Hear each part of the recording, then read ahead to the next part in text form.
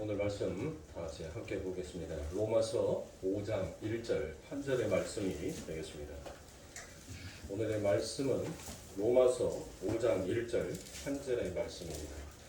다 찾으신 줄 알고 한 목소리로 함께 공독하도록 하겠습니다.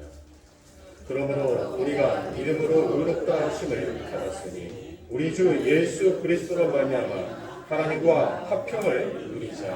아멘. 자, 오늘의 말씀의 제목은 너는 누구냐라는 말씀의 제목을 가지고 함께 여러분과 은혜를 나누도록 하겠습니다. 자, 사랑하는 성도님들, 여러분들은 도대체 누구입니까? 이런 엉뚱한 질문에 여러분들 당황하십니까? 혹시라도 한 번쯤 저와 여러분들은 나는 도대체 누군가라는 그와 같은 생각을 해보신 적이 있습니까? 나에 대한 정체와 나에 대한 정확한 답을 내리지 못하는 인간의 실체는 결국 여러분들 어디로 가게 되는 거예요? 그 신을 죽이는 쪽으로 가는 것입니다. 19세기 니체가 여러분들 그 신을 찾아서 다녔습니다. 대낮에 그는 호롱불을 들고 여기저기 기웃거리면서 다녔죠. 열심히 무엇인가 찾는다는 뜻 아닙니까? 그런 그를 본 사람들은 그에게 무엇이다라고 얘기합니까? 네가 그토록 찾고 있는 그 신은 길을 잃었는가 보다. 아니면 아이처럼 어디론가 꽁꽁 숨어버렸는가 보다라고 그와 같이 그를 조롱하고 놀렸습니다. 그래서 그 니체는 그렇게 신을 찾아 헤매다가 정광석처럼 무엇인가를 깨닫게 됩니다. 신은 길을 잃어버리는 것도 아니고 신은 아이처럼 꽁꽁 숨어버린 것도 아니고 신은 죽었다라는 그와 같은 결론을 내리더라는 것입니다. 왜 19세기에 여러분들 서양 문명에 있어서 지대한 영향을 미쳤던 이 니체가 결국은 그 신을 죽여버리더라는 것입니다. 왜 죽입니까? 인간 안에는 무엇이 있어요? 결핍이라는 것이 있더라는 것입니다. 그래서 제가 너는 도대체 누구냐? 너는 누구냐라는 이 말씀의 제목에 하나의 작은 제목을 붙이자면 결핍이 축복이다라는 그와 같은 말씀을 여러분들에게 드리고자 합니다. 신을 잃어버린 그 니체는 결국 그 결핍을 찾기 위해서 헤매고 헤맸지만 인간이 스스로 신을 찾을 수 있는 그와 같은 방법은 없더라라는 것을 명백하게 보여줍니다. 그리고 그 후로부터 여러분들 얼마의 시간이 지났는지 모릅니다. 그 시간이 지나자 1919년 프로이드 제자의 폴 페드런이라는 자가 혁명의 심리, 아버지 없는 사회다라는 그와 같은 논문에서 현대 사회 속의 부권은 그 아버지의 부권의 필연적 몰락을 예비하기 시작하더라는 것입니다. 그리고 실제로 이 땅의 아버지들이 페미니즘이나 여권신장이라는 캐치플레이어 아래에서 가부장들의 자리에서 하나 둘씩 내려오기 시작하더라는 것입니다. 또한 에릭 프롬은 그와 같이 니체와 폴 페런드의 그와 같은 이야기를 듣고 신은 죽고 아버지는 죽은 이 세상을 향하여서 우리 인간은 모두 죽은 자다라고 그와 같이 인정해야 한다라는 그와 같은 얘기를 합니다. 왜 그렇습니까? 인간이 의지해야 할 대상이 바로 신이었고 아버지였는데 그 아버지가 결국 죽어버리자, 그 신이 죽어버리자 인간은 더 이상 의지할 대상이 없게 되더라는 것입니다. 인간들의 신되기 프로젝트, 자기 신 삼기 프로젝트, 가부장되기 프로젝트에 의해서 신이 죽고 아버지가 죽게 되더라는 것입니다. 그러므로 의지할 대상의 모든 것들을 상실해버리고 잃어버린 인간은 결국 누구에게 여러분들 집착하게 됩니까? 내가 의지할 대상이 없으니까 결국은 나에게 집착을 하게 되더라는 것입니다. 그게 바로 인류의 죽음이라는 것이다라고 에릭 프롬은 그와 같이 얘기를 합니다. 자, 제가 여러분들에게 이 에베의 시작에 니체니, 뭐 1919년에 프로이드가 어떤 말을 했다느니, 에릭 프롬이 무슨 말을 했다니, 막스 베버가 무슨 이야기를 했다더니, 여러분들 그것을 여러분들에게 설명드리기 위한 것이 아니에요. 인간의 이 결핍이 결국은 하나님의 성경에 기록되어 있는 그 말씀대로 그와 같이 흘러가더란 것이에요. 신의 부재. 그 신을 찾을 수 없는 인간.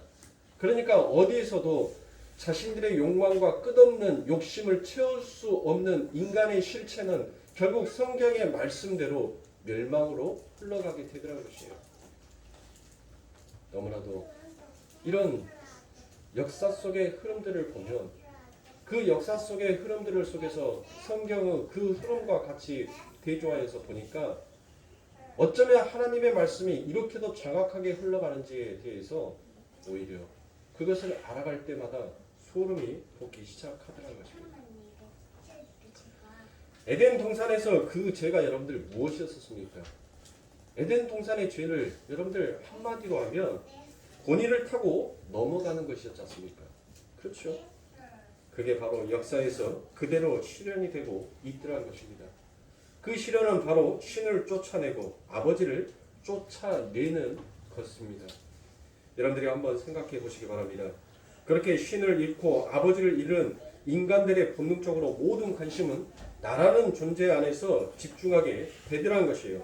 그게 니체와 폴 페르다런과 에릭 프롬의 시대에 비롯된 것이 아니라 바로 아담과 하와 때부터 인류 일관된 성향으로 그 실체가 드러나고 있더라는 것입니다. 그렇게 밖으로부터 그 어떤 압제도, 권위도, 통제도 허락하지 않는 선악과 입에 문 아담들은 자기 자신 안에 숨어들기 시작하게 됩니다. 자기의 심층 심리와 본능적 충동에 충실한 노예가 되어 버리더란 것이에요. 왜 그와 같이 됩니까? 내가 곧 하나님이기 때문입니다. 그렇게 흑인 자아 속에 갇혀버린 상태를 땅에 갇힌 상태, 죄 아래 갇혀있는 상태다라고 성경은 그와 같이 얘기합니다. 땅 아래 갇혀있다는 것은 바로 무엇입니까? 그게 지옥인 것입니다. 그래서 나만 위에 사는 것, 인간을 높이기 위해서 등장하는 것이 바로 무엇입니까? 그게 바로 인본주의인 것입니다. 그 인본주의가 바로 지옥이다라는 것을 제가 여러분들에게 말씀을 드립니다. 그렇게 외부 압제와 권위와 통제를 몰아내기 위한 투쟁에서 우리는 이기겠다고 생각하는 역사 속 아담들은 자유라는 전리품을 마음껏 향유를 하더란 거예요. 그러나 그들이 말하는 자유는 하나님이 주시는 하늘의 자유가 아니라 자신들이 조합하고 정의하고 구축하고 성장한 자기 섬기기의 자유라는 것입니다. 그러니까 자아 섬기기의 자유인 것입니다. 쉽게 말해서 자기의 뜻을 따라 자기만을 위해서 사는 것이 그게 자유더라라고 그와 같이 정의를 내리더라는 것이에요. 그래서 교회 안에서도 어떠한 사상들이 드러납니까? 내 천국, 내 구원, 내 상이다라는 이와 같은 것들을 추구하는 쪽으로 흘러가게 되더라는 것입니다. 그게 올바른 것이다라고 여러분들 생각하시면 안 됩니다. 그게 정의다라고 생각하시면 안 됩니다. 그것은 하나님이 보시기에는 오히려 죄인, 방종에 불과한 겁니다. 자유의 다른 이름이 무엇입니까? 그게 방종입니다. 그렇게 자기밖에 상위 권위인 신을 죽이고 아버지를 죽인 인간들은 그 외의 다른 모든 권위들을 살해하는 인생을 살기 시작하더라는 것이에요. 그래서 막스 베버는 여러분들 이와 같이 인간의 무한 추구를 바로 무엇이다라고 여겼냐면 신의 뜻이 곧 나의 뜻이다라고 그와 같이 여겨왔습니다. 인간들이 뭔가를 가지고자 하는 이 욕망, 그 뜻은 끝이 없기 때문에 그 무한 충고는 곧 신의 뜻, 이게 근대 자본주의의 근간이며 핵심인 것입니다. 이 세상이 돌아가는 원리들이라는 것입니다. 그런 말까지 서슴없이 해내는 그런 인간들이 되더란 것입니다. 왜 그렇습니까? 내가 곧 신이기 때문이에요. 그러니까 내가 생각하고 내가 결정하는 그 모든 것들이 바로 신이 내게 주신 것이다라고 그와 같이 여기더라는 것이에요. 그러니까 아담들의 세상을 움직이는 원동력은 선악 판단의 주체가 되어서 하나님처럼 된 나 위에 다른 대상들의 피가 되는 것입니다. 다른 대상들이 피를 흘려줘야지 못할 수가 있어요. 내가 살아날 수가 있다는 것입니다. 그것을 대표적으로 보이는 것이 바로 무엇입니까? 가인과 아벨의 제사인 것입니다. 자기의 제사가 더욱더 돋보이기 위해서는 무엇해야 됩니까? 그 아벨이 반드시 죽어야 되는 것입니다. 그래서 자기만 드려지는 제사가 오롯이 신이 인정할 수 있는 그와 같은 제사가 되어야 한다는 것이에요. 그래서 인간들은 모든 삶을 살아가면서 나 외에 상위권위자들을 전부 죽이기 시작하다는 것이에요. 그러니까 죽인다는 것은 여러분들 그 사람들을 살해하는 것이 죽이는 것이 아니에요. 가인처럼 돌로 그를 쳐서 죽이는 것이 죽이는 것이 아니라 상대의 모든 이야기들을 멸시하고 묵살시켜버리는 것이 그게 상대를 죽이는 것입니다. 그렇게 나 위에 상위 권위자들을 전부 다 죽이면서 그 안에서 인간들은 무엇을 합니까? 나 외에 다른 사람들이 죽는 그 현장에서 인간은 손익계산을 하기 시작하더라는 것입니다. 심지어 그와 같이 자기 중심에 자기가 곧 신이 되어버린 인간들은 기도를 하기 시작합니다. 나를 위해서 더 많은 피를 흘려주라라고 이야기합니다. 왜 그렇습니까? 다른 사람이 더 많은 피를 흘려야지만이 곧 내가 존재할 수 있는, 내가 존재한다라는 의미가 되기 때문입니다. 우리는 신앙생활을 통해서 바로 그러한 나의 실체, 그 처음의 자리를 올바로 알아가야 하는 것입니다. 여러분들의 오늘 이 말씀의 주제의 제목을 여러분들이 어디선가 많이 들어보셨을 것이다 라고 생각이 되옵니다. 게오르기우 소설 25시에 나오는 그 유명한 문장, 너는 도대체 누구냐라는 그 문장입니다. 너는 유대인이냐, 너는 독일인이냐, 너는 도대체 누구냐라는 것입니다. 그런데 그 사람도 자기가 누구인지를 전혀 알지를 못하더라는 것이에요. 그리고 나중에 자기 자신까지도 잊어버리게 됩니다. 저와 여러분들은 이 질문에 올바른 정의와 답을 내릴 수 있어야 하는 것입니다. 그 올바른 대답과 정의를 내리기 위하여서 우리가 걸어가는 길이 바로 신앙생활의 길인 것이에요. 우리는 누구냐는 것이에요. 우리는 도대체 누구냐라는 이 질문에, 너는 도대체 누구냐라는 하나님의 그 질문 앞에 우리는 하나님 앞에 무엇으로 답을 할 수 있어야 합니까? 하나님, 나는 없음입니다라는, 하나님께서 나를 하나님의 은혜로 하나님의 피로 나를 덮어주지 아니하시면 나는 그저 없음입니다라는 것을 우리는 답할 수 있어야 합니다. 너는 도대체 누구냐라는 그 질문에 우리가 수없이 많은 변명과 핑계를 댄다는 것은 무엇이에요? 내 안에는 이미 결핍이 있다는 것입니다.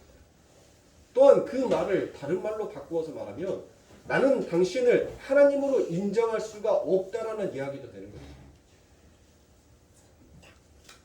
상대에게 잘못을 했습니다. 상대에게 잘못을 했다는 것을 본인도 알아요. 그러면 그 상대에게 사과를 할 때 어떤 사과가 가장 올바른 사과다라고 생각을 합니까? 변명과 자기 변론에 의한 사과는 온전한 사과가 될 수가 없습니다. 내가 잘못을 하면 무엇을 하면 돼요? 내가 그 일로 인하여서 너의 마음을 상하게 하고 너의 신체를 상하게 하고 너의 정신을 상하게 했던 것에 대해서 정말 머리 숙여 사죄한다, 미안하다라고 말하는 것이 그게 사과인 것이에요. 나는 그러고 싶지 않았는데 환경이 내 삶에 놓여지는 것이 내가 어떠어떠한 경우와 어떠어떠한 일들로 인하여서 내가 이런 일들을 도모하였어. 그래서 미안해. 이거는 결코 사과가 될 수 없다는 것입니다. 그건 변명인 거예요. 우리가 신앙생활을 하는 것은, 그리고 우리가 성경을 보는 것은 우리의 변명의 여지를 늘리기 위함이 아닙니다. 우리의 실체가, 우리의 정체성이 무엇인지를 정확하게 판단하고 나는 도대체 누구냐라는 것을 확실하게 정의 내리기 위하여서 우리는 성경을 바라보는 것이고 하나님 앞에 예배를 드리는 것입니다. 단순히 이 예배와 이 성경이 내가 율법을 지켜서 나를 존재로서 존재하여 드러내겠다는 것이 결코 아니더라는 것입니다. 사랑하는 성도님들, 성경 속에서 등장하는 많은 인물들이 있습니다. 오늘 우리가 본 로마서 5장 1절에서는 화평이다라는 이야기가 나와요. 이 화평을 누리라라고 바울은 이와 같이 얘기를 합니다. 어떠한 사람이 화평을 누릴 수가 있습니까? 아니, 막스 베버가 이야기했던 것처럼 내 뜻이 곧 신의 뜻이다라고 생각하는 인간의 정의 안에 인간의 무한 추구와 무한 욕심이 그 안에 담겨져 있는데 우리가 어떻게 화평을 누릴 수가 있냔 말이에요. 그러면 오늘 바울이 우리들에게 화평을 누리라라고 이야기했던 그 화평은 도대체 무엇이냔 말이에요. 성경에 등장하는 약방의 감초처럼 등장하는 자가 누구입니까? 아브라함이죠. 근데 그 아브라함에게도 무엇이 있었어요? 결핍이 있더라는 것입니다. 그 아브라함은 세상의 사람들이 보았었을 때는 정말 부러워할 만큼 그는 멋진 삶을 살아왔습니다. 그 아버지가 장사 수완이 얼마나 좋았는지 그 데라가 우상을 팔 때마다 그 우상은 곧장 잘 팔리기 시작했어요. 여러분들 생각해 보세요. 그 아브라함이 살았던 그 시대에 수세식 화장실을 사용할 정도로 그 정도로 부를 축적하면서 살아왔던 그 아브라함이었었어요. 모든 사람들은 그 아브라함의 삶을 여러분들 부러워하며 선망의 대상으로 생각을 했단 말이에요. 무엇 하나 부족할 것이 없었던 그 아브라함이었습니다. 그런데 하나님께서는 그 아브라함을 불러내요. 그리고 하나님께서는 무엇합니까? 그렇게 누리면서 살아왔던 그 아브라함에게 하나님은 축복의 언약을 줍니다. 그런데 아브라함에게는 무엇이 있었습니까? 결핍이 있었단 말이에요. 그 결핍이 무엇이었어요? 그에게는 아들이 없었습니다. 자기의 집안을 일으켜 세우고 자기가 살아있다라는 존재를 드러낼, 그리고 자기가 인생을 살아가야 할 이유를 만들어야 할 그에게는 그 자녀가 없었어요. 그에게는 모든 것들을 가진 자 같으나 무엇인가 한쪽이 비어있는 결핍의 상태가 되었단 말이에요. 그 하나님께서는 그 아브라함에게 찾아가서 그의 결핍을 알고 계셨습니다. 그래서 하나님께서는 그 아브라함에게 축복을 주시는데 그가 누려왔던 물질의 축복도 아니었어요. 나라에 대한 축복도 아니었습니다. 아브라함은 단지 하나님께서 주신다라는 그 땅과 하나님께서 주시겠다라는 그 후사, 그러니까 눈에 보여지는 축복만을 보았던 것이에요. 그러나 하나님께서는 그의 인생을 끌고 갑니다. 아브라함의 인생에 대해서 여러분들 제가 구구절절 이야기하지 아니하여도 우리 성도님께서는 너무나도 잘 알고 계시는 인생일 것이다라고 생각이 됩니다. 아브라함은 끊임없이 자기의 그 결핍을 메워보기 위해서 그는 온갖 수단과 방법을 다 동원합니다. 많은 방법들을 다 동원해요. 그런데 결국 그 결핍은 채워지지가 아니하더라는 것이에요. 아브라함은 실망을 합니다. 자기가 했던 모든 행동과 모든 삶의 경험, 그리고 자기가 가지고 있었던 지식의 모든 것들을 다 동원해봤지만 그 아브라함 마음속에서는 결코 결핍이 채워지지가 않았어요. 하나님은 그런 아브라함에게 찾아갑니다. 그리고 하나님께서는 다시 그에게 약속의 말씀을 각인시켜 버립니다. 하나님, 나는 하나님 앞에서 아무것도 아니었던 존재였구나. 나는 하나님 앞에서 그 어떤 것도 할 수 있는 존재가 아니었었군요. 내 힘으로, 내 지식으로 나의 결핍을 메울 수 있는 자가 하나님 결코 될 수가 없다는 것을 하나님은 이제 깨닫습니다라고, 자기의 실체가 무엇인지, 자기가 어떠한 자인지, 그 하나님 앞에서 내가 과연 누구였는지를 깨달은 그 아브라함에게는 드디어 무엇이 찾아갑니까? 하나님의 축복이 그에게 찾아가는 것입니다. 하나님께서는 결핍되어 있는 그 아브라함에게 하나님의 말씀의 언약이었던, 그 축복의 언약이었던 그 아브라함의 인생 가운데 결국 이삭이라는 진짜 적자의 축복을 내려주시더라는 것입니다. 여러분들이 잘 알고 있는 이삭도 마찬가지예요. 야곱은 또 어떻습니까? 야곱에게는 여러분들, 그가 태어나기도 전에 하나님의 사랑을 받았던 자였었습니다. 그가 이 땅에 탄생하기도 전에. 이 세상의 사람들이 아무도 나의 이름을 모르고 있을 때 하나님은 나의 이름을 지으시고, 하나님은 나를 기억하여 주시고, 하나님은 나를 사랑한다라고 말씀하여 주셨어요. 그 언약을 받은 야곱은 이 세상에 태어났는데 어떻습니까? 하나님의 그 사랑이, 하나님의 그 축복이 내 삶 가운데는 축복으로 드러나는 것이 아니라 오히려 결핍으로 드러나기 시작하더란 것이에요. 세상의 사람, 세상을 대표하는 그 형 에서와 비교하니까 무엇했습니까? 자기는 너무나도 미천한 자였어요. 아무것도 할 수 있는 자가 못 되었단 말이에요. 자기에게는 그저 꾀만 가득했던 자였었습니다. 자기 스스로 하나님의 장자의 축복권을 받아냅니다. 그러나 그의 인생은 어떻습니까?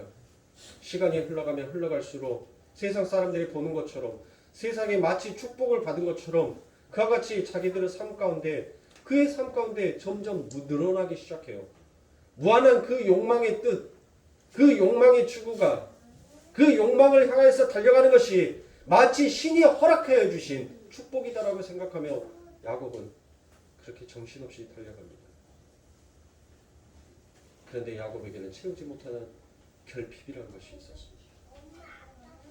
자기는 돌아가고 싶었어요. 어디로? 내가 태어난 고향, 내 아버지와 내 형제가 있었던 고향, 늘 풍족하고 늘 그의 삶 가운데 넘침없는 축복처럼 보여졌던 그 모든 것들이 허구와 허상처럼 보여지기 시작하는 것입니다. 그의 돌아가는 길은 어떻습니까? 두려웠어요. 무서웠단 말이죠. 그때 하나님께서는 그 야곱에게 무엇이다라고 얘기합니까? 내가 너의 방패가 되어줄게. 내가 너를 떠나지 아니할게 라고 그와 같이 얘기를 합니다. 흔들렸던, 결핍 속에서 좌절하고 절망했던 그 야곱이 자기의 실체를 알고 그 아버지 집을 향해서 되돌아간 그 야곱이 그곳에서 무엇을 얻더란 거예요? 하나님의 축복이 무엇인지를 얻게 되더란 것입니다. 저와 여러분들은 어떠한 결핍 속에 있습니까? 여러분들의 삶 가운데 물질의 결핍이 있습니까? 건강의 결핍이 있습니까? 학생들은 또한 학업에 대한 결핍이 있습니까? 사업을 하는 사람은 사업에 대한 결핍이 있습니까? 그러나 사랑하는 성도님들, 그 결핍 속에서 하나님은 우리의 실체가 어떠한 자인지를 찾게 하시고 그것을 하나님의 축복으로 바꾸시는 하나님이라는 것입니다. 이 평안을 누리기 위해서는 나의 실체가 내가 도대체 누구인지를 알아야 돼요. 그런데 나는 누구인지를 모르더라고요. 그래서 마치 니체처럼 그 신을 죽여버립니다. 그 아버지를 내 마음속에서 쫓아내버리더라는 것이에요. 더 이상 아버지는 나의 아버지가 아닙니다라고 그와 같이 부르는 세상이 되어버리더라는 것입니다. 그래서 제가 여러분들에게 그토록 정말 지겨울 만큼 우리의 처음의 자리가 어디인지를 우리는 잘 기억하고 가자라고 말씀을 드린 거예요. 우리의 처음의 자리는 어디입니까? 우리는 바로 먼지였으며 아담아였습니다. 바로 우리는 흙이었고 없음이었던 존재였습니다. 그 상태를 혼돈이고 공허고 그릇이 없는 상태다라고 얘기합니다.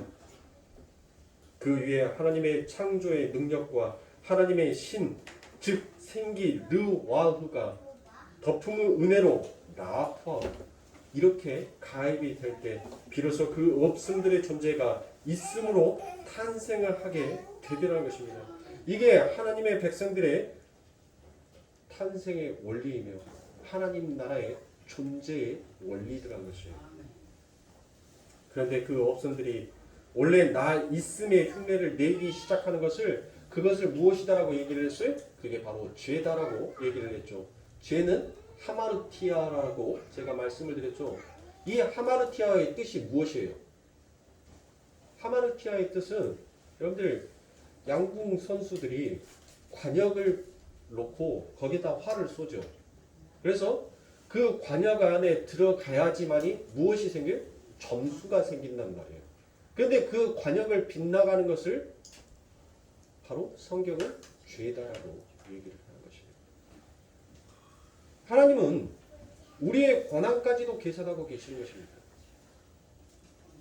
우리의 권한이 여러분들 결국 하나님이 원하시는 그 목적으로 이끌려 가게끔 되어 있어요. 그런데 그 권한을 내 스스로 해결해 보겠다라고 여겨지는 것이 마치 빗나가는 화살과 같다는 것입니다. 결국 그 빗나가는 화살은 누구를 죽이는 거예요? 하나님을 죽이더라는 것입니다. 그래서 죄인 거예요. 그 화살이 정확하게 안전한 관역에 꽂혀야지만이 다른 사람이 죽지가 않아요. 오히려 그 화살이 정확한 관역에 꽂아져야지만이 다른 사람이 살 수가 있더라는 것이에요. 이처럼 없음이 있음의 흉내를 자꾸 내고자 싶어 해서 그 있음의 흉내를 내었던 인간들의 죄가 결국은 무엇으로 여러분들 그림처럼 나타나게 돼요? 십자가잖아요. 없음이 있음의 흉내를 낸단 말이에요. 있음의 흉내를 내면서 진짜 있음을 죽여버리는 거. 그게 뭐예요? 그게 십자가 사건이란 말이에요. 그게 우리의 죄인 것입니다. 그래서 성경은 우리들을 전부 다 어디 안에 갇혀 있다라고요? 죄 아래 갇혀 있는 자다라고 그와 같이 얘기합니다. 이처럼 죄 아래 갇혀 있는 자들에게는 결코 그 결핍이 축복으로 바뀌어지기 위하여서는 무엇해야 돼요? 내가 없음이다라를 인정해야 하는 것입니다. 그래서 창조란 이야기는 여러분들 어디에서만 등장을 하는 거예요?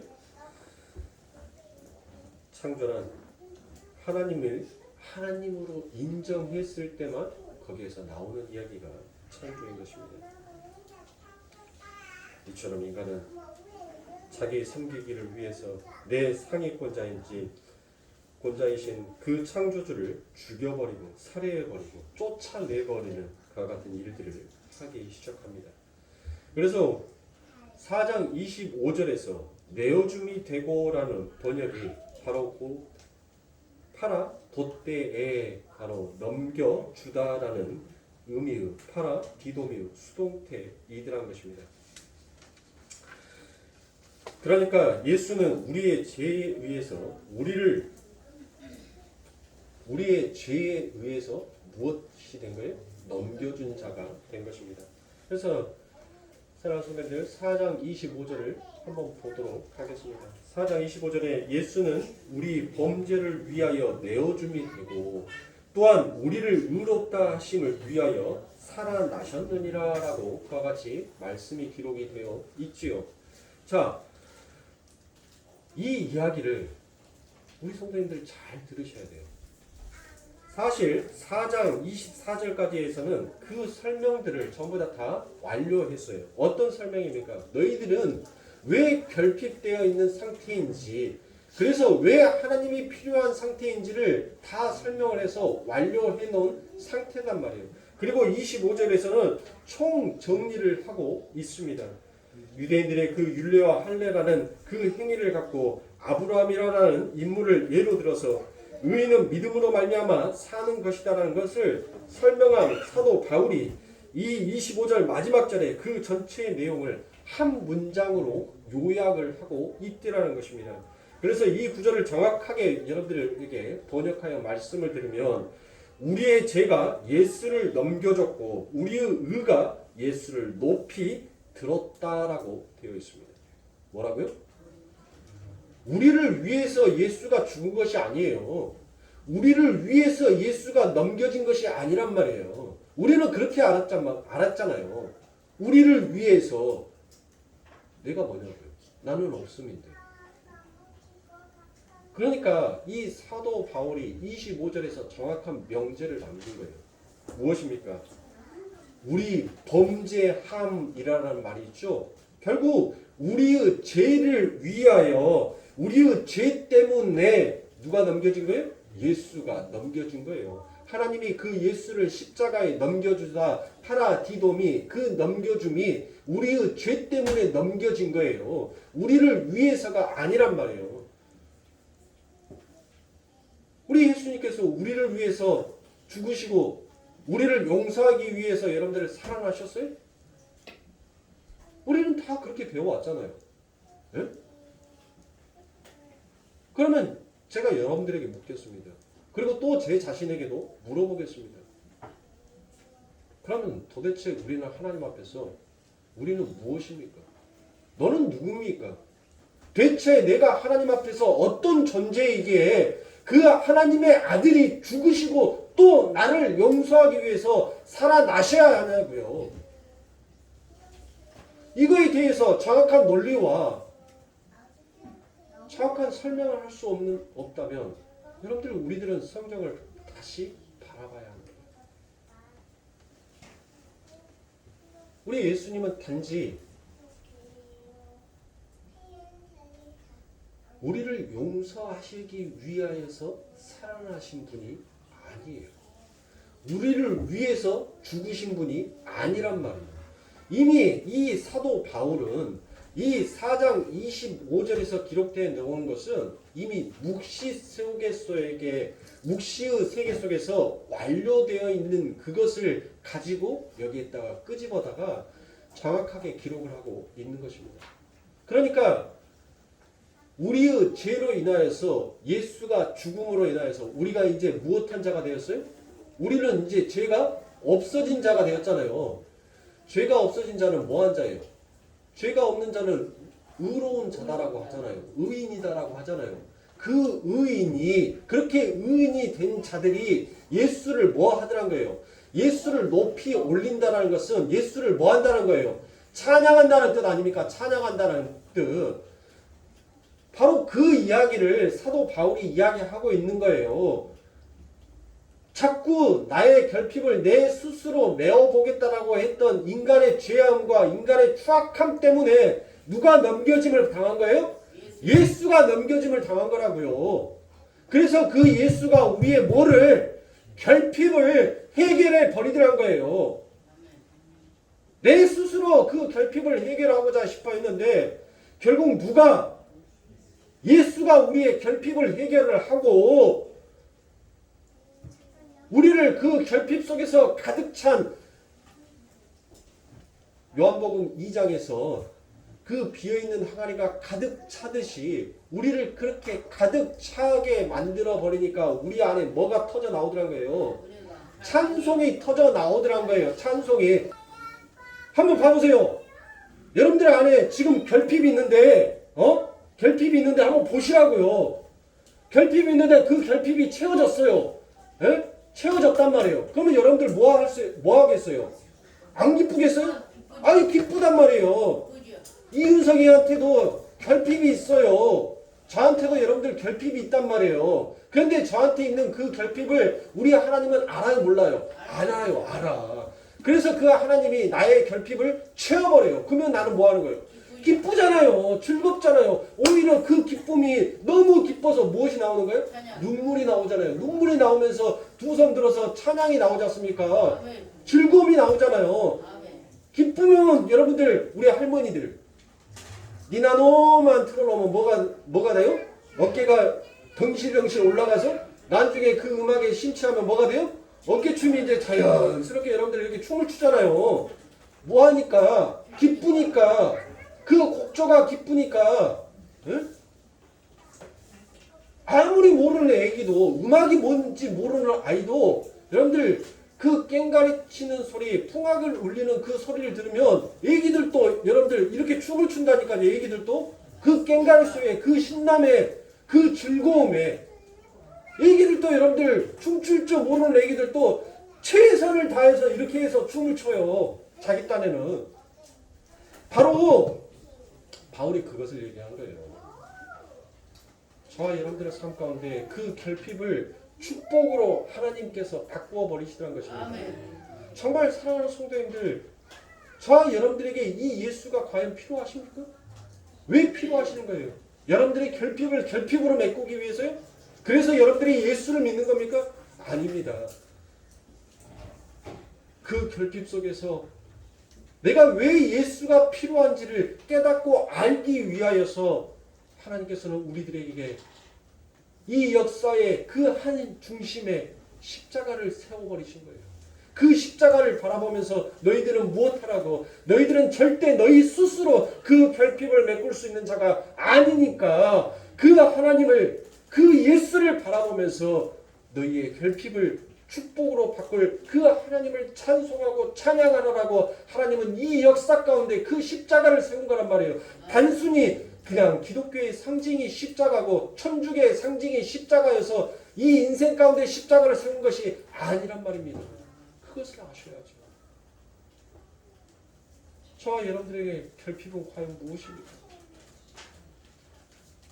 우리의 인생 동안 무엇을 위해서 그토록 결핍을 메꿔보려고 하셨습니까? 열심히 살아오셨잖아요. 허리가 굽을 만큼, 얼굴에 주름살이 늘어나고 흰머리가 생기는 만큼 그 결핍을 메꿔보겠다고 얼마나 머리를 썼는지 그 검은 머리가 흰머리가 되어버렸어요.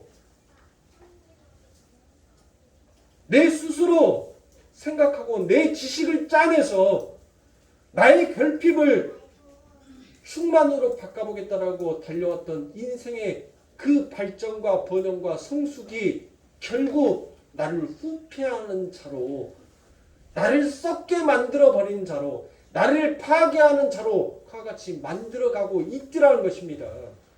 사랑하는 성도님들, 그래서 우리들에게는 예수가 필요한 거예요. 내 스스로는 결핍을 메꿀 수가 없으니까. 내 스스로는 하나님께서 주시는 그 축복을, 그 언약을 온전하게 누리지를 못하니까 그래서 우리들에게는 예수의 이름이 필요한 거예요. 그 예수가 우리를 어디로 데리고 가고 있는 것입니까? 축복이 넘치는, 기쁨이 넘치는, 찬양이 넘치는 자로 데려가게 되더란 것이에요. 그런데 우리들에게는 어떤 양상이 있습니까? 두 양상이 있단 말이에요. 두 양상이. 어떤 양상? 한쪽에서는 이 육신의 법이 자꾸 나를 어디로 끌고 가는 거예요. 아니야, 너는 할 수 있어. 너의 능력이라면, 너의 지식이라면, 너의 인맥이라면 너는 충분히 이 일을 해결할 수 있는 자야라고 자꾸 인간의 인간성을, 인간의 인본주의로 자꾸 끌고 가더란 거예요. 그래서 너는 네 스스로 너의 힘으로 번영과 발전을 일으켜봐 라고 한쪽에서, 내 마음 한쪽에서는 그렇게 나를 끌고 가고자 싶어요. 그러나 또 한쪽에서 내 마음속에서는 어떤 것이 있어요. 아니야, 나의 실체는 없음이야. 나를 여기까지 오게 하시고 나를 여기까지 세워주신 분은 바로 하나님이야. 그래서 나는 하나님을 의지해야 해 라는 이 두 가지 양성이 우리 안에는 있단 말이에요. 그래서 이것을 신학적인 용어로 바꿔서 말하면 생성론적 교회다라고 얘기해요. 우리 안에 두 가지 양상을 가지고 한쪽은 육신의 법, 한쪽에는 성령의 법. 네? 이 두 양상이 우리 안에서는 끊임없이 있단 말이에요. 그런데 사랑하는 성도님들, 이 두 양상들 속에서 하나님께서는 당신이 선택한 자들에게만 하나님은 일하시라고 해요. 하나님의 일을. 모든 자를 위해서 하나님께서는 일하시는 것이 아니에요. 당신이 선택한 자를 위해서 하나님께서는 일하시더라는 것입니다. 신학적 용어를 말씀드리고 헬라어와 히브리어를 말씀드리니까 여러분들 신학을 참 좋아하시죠? 사랑하는 성도님들, 신학 좋아하지 마세요. 결국 그 잘난 신학이 누구를 죽였어요? 예수를 죽였어요. 신학을 몰랐던 세리와 창기가 오히려 예수님을 높이 들어 찬양했던 자입니다. 자, 이처럼 끊임없이 인간이 인간됨을 증명하고 싶어하는 이런 신학적인 논제와 인간이 죄인 되었음을, 그리고 나는 그 하나님 앞에서 보잘것없는 먼지요 아파로였다라는, 흙이었다라는 그와 같은 존재로 자기 자신을 드러내는 자와 늘 이 세상은 치열하게 다퉈요. 다툼을 한단 말이에요. 근데 그 다툼은 여러분들 결국 아버지 하나님께서 선택한 자들을 위하여서 하나님은 그 길을 예비하시고 가더라는 것입니다. 그러면 고린도에 이런 말이 있죠. 우리의 겉사람은 날마다 후패해지고 우리의 속사람은 날마다 새로워진다라는 그 말씀이 있죠. 어디입니까? 고린도서 4장 16절입니다. 그러므로 우리가 낙심하지 아니하노니 겉사람은 후패하나 우리의 속사람은 날로 새롭도다라고 그와 같이 얘기합니다. 자, 보세요. 성경이 얘기했어요. 우리는 어떠한 자라고요? 우리의 겉사람은 후패하나, 제가 이 겉사람을 아까 방금 무엇이다라고 얘기합니까? 우리 스스로 우리의 결핍을 메꾸어 보겠다라고 했던 우리들의 마음은 결국 무엇하게 되더란 거예요? 후패하게 되더란 거예요. 그런데 이 후패하다라고 되어 있는 말이 참 애매모호해요. 국어사전에서도 보니까 참 뜻이 한글 개혁, 한글 번역이라고 해서 써놓기는 써놨는데 참 두리뭉실하게 써놨어요. 여러분들에게 이 후패하다는 말을 여러분들 찍찍 끄서버리고, 찍찍 끄서라. 또 사투리 누가 전라도 사람 아니랄까봐 참말로 진짜 이거 언어 좀 바꾸려고 아이고 노력을 하는데 노력 없이 쉽게 되는 것이 어디 있겠습니까? 자, 그러려니 전라도 사람들이니까 그러려니 이해해 주시고 넘어가 주세요. 그 부분을 두 줄로 이렇게 딱 그어버리시고, 자, 성경에 이 헬라어의 단어로 여러분들 이 후패하다를 보니까 이 후패하다라는 단어가 디아푸테이로입니다. 디아푸테이로. 이 디아푸테이로가 무슨 뜻인가라고 보니까 철저하게 부패되다, 썩다, 파괴되다, 철거되다라는 그와 같은 뜻으로 해석이 되더라는 것입니다. 그러니까 후패하다라는 말보다는 여러분들 부패되다, 썩다, 파괴되다라는 이와 같은 말로 여러분들 좀 바꾸면 우리의 겉사람은 후패하다라는 말보다 우리의 겉사람은 파괴되고 우리의 겉사람은 부패되고, 이렇게 바꾸면 여러분들 조금 더 수월하시죠. 자, 그러니까 우리의 겉사람은 즉 하나님과 관계없이 규정되고 정의된 그 나라는 자는 매일매일 하나님의 말씀에 의해서 무엇되더란 거예요? 그 하나님의 그 은혜로 이끄신, 나는 너의 하나님이 되고 너는 나의 백성이, 나의 자녀가 될 것이다라는 그 하나님의 은혜의 이끔이 결국 우리의 겉사람을 무엇하게 만들어 버리더란 거예요. 우리를 부패되어 사라지고 파괴되는 자로 만들어 버리더란 것이에요. 그러니까 나의 겉사람, 즉 내 스스로 내가 신임을 증명하고 싶어하는 내가 자꾸 뭐 하는 거예요? 내가 죽게 되더란 것이에요. 누구에 의해서? 자, 그 뒤에 나와 있는 것이 우리의 속은 날로 새롭도다라고 같이 되어 있죠. 그러니까 속사람이 날로 새로워진다. 그러면 사랑하는 성도님들, 속사람은 뭐예요? 아니, 겉사람은 여러분들 우리 이 육체의 피부를 겉사람이라 하고 우리의 속사람은 오장육부가 들어가 있는 것을 우리의 속사람이다라고 얘기를 합니까? 아니죠. 그러면 우리의 속사람은 뭐냐고요? 여러분들 옛날에 가나 초콜릿에서 선전을 할 때 남자가 이렇게 가슴을 딱 열어요. 그리고 난 다음에 그 여자가 이미연입니다. 고개를 딱 집어넣다가 살짝 이렇게 빼면서 무엇이다라고 얘기하냐면 내 안에 너 있다라고 얘기해요. 그리고 난 다음에 그 뒤에 나온 것이 가나 초콜릿 해가지고 나오더라고요. 우리 속사람 안에는 누가 있어요? 누가? 그래요. 예수가 있어요. 그 예수가 우리를 어디로 데리고 가는 거예요? 축복의 길로, 축복으로 우리 스스로 그렇게 우리를 메어보려고 했던 것을 우리의 겉사람을 뭐해서 십자가에 못 박아 버리고 그 예수가 우리를 살려내서 하나님이 원하시는 그와 같은 축복의 길로 가게끔 우리를 만들더란 거예요. 그런데 우리들에게는 그것을 바라볼 만한 믿음이 있어요, 없어요? 하나님이 우리를 이끌고 가시는 그 길이 축복이다라는 것을 우리는 바라보고 우리는 그것을 믿을 만한 믿음이 내 안에는 없단 말이에요. 그것이 있으면 아브라함이 무엇했어요? 끝까지 기다렸을 거 아닙니까? 이스마엘을 만들었어요? 안 만들었어요? 안 만들었단 말이에요. 그런데 하나님의 그 축복이 하나님이 우리를 이끌고 가는 그 길이 내 삶 가운데는 그것이 축복처럼 다가오지가 않아요. 오히려 더 결핍처럼 느껴진단 말이에요. 왜요? 내 육신, 내 겉사람이 자꾸 뭐해지니까, 후패해지니까, 내 것이 자꾸 사라지니까. 아니, 내가 마음먹었던, 내 인생에 이것만큼은 절대 나는 놓을 수가 없다라고 생각했던 그 모든 것들이 하나씩 내려진단 말이에요. 그래, 그것이 뭐가 중요한지, 그게 뭐가 중요한지. 제가 우리 집안 이야기를 잘 안 하려고 하는데 근데 또 예화를 들어서 설명드리기에 또 가장 좋은 게 목사 가정이에요. 성도 가정 강대상에서 이야기할 수 없잖아요. 그리고 또 제가 뭘 안다고 또 성도의 가정을 얘기합니까? 그냥 만만한 게 콩떡이라고 제가 우리 가정을 얘기를 합니다. 우리 이종식 집사님이 저녁에 주무실 때 비계 머리카락 하나만 있어도 잠을 못 자요.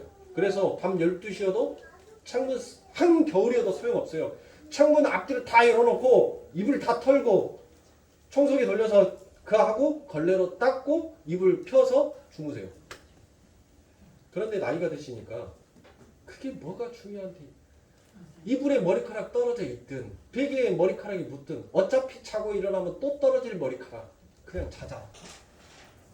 바뀌어요. 변화가 되더라고요. 절대 내려놓지 아니할 것 같은 내 삶 가운데 이게 뭐가 중요한지로 바뀌더란 거예요. 이게 도저히 있을 수 없는 일이에요. 있을 수 없는 일을 제가 지금 또 하고 있어요. 저도 나중에는 그래 뭐가 중요한디 하고 머리 대고 자겠죠. 아니 제가 지금 그 길을 똑같이 답습을 하고 있어요. 머리카락 하나만 떨어져서도 저는 못 봐요 그거를. 그러니까 우리 아들 신성이가 있지만 맨날 집에서 이 테이프 있죠 테이프로 방바닥 문대고 다닙니다. 머리카락 하나 떨어지면 그걸로 문대서 닦고 다녀요. 그걸로. 보세요.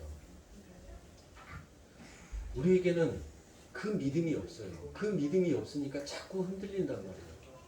그런데 그 결핍 속에서 그것을 축복으로 만들어가고 계신 하나님을 볼 수 있는 눈을 우리들에게 열어주시더란 것입니다.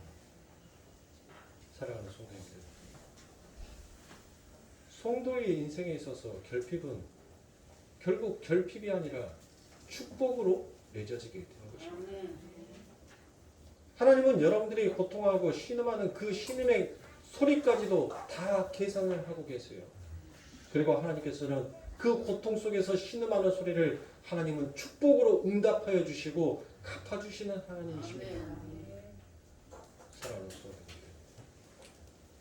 여러분들이 그토록 채우고자 싶어했던 그 결핍이 무엇입니까? 여러분들이 그토록 메우고자 싶어했던 그 결핍의 현상들이 어떤 것입니까? 그 결핍을 우리의 스스로 우리의 힘으로 채우려고 하니까 나는 늘 초조한 거예요. 나는 늘 불안한 겁니다. 그리고 나는 늘 두려운 거예요. 그래서 성경의 말씀에 무엇이다라고 얘기합니까? 두려움에는 하나님의 형벌이 있다라고 얘기하는 거지 않습니까? 왜요? 신을 죽였다. 니체가 신은 죽었다라고 명제를 했던 그 정의가 무엇인 줄 아세요? 신을 죽었다는 것은 여러분들 어떻게 인간이 신을 죽입니까? 신은 죽었다는 것은 결국 내가 당신을 하나님을 하나님으로 인정하지 아니하겠고 나는 없음이 아니라 처음부터 있음의 존재였다는 것으로 나를 증명해 보이고 나타내 보이겠다는 것이 그게 신을 죽이는 거예요. 그렇게 신을 죽인 자가 실질적으로 보여지고 나타내버리는 현상, 그 사건이 바로 십자가의 사건이란 말이에요.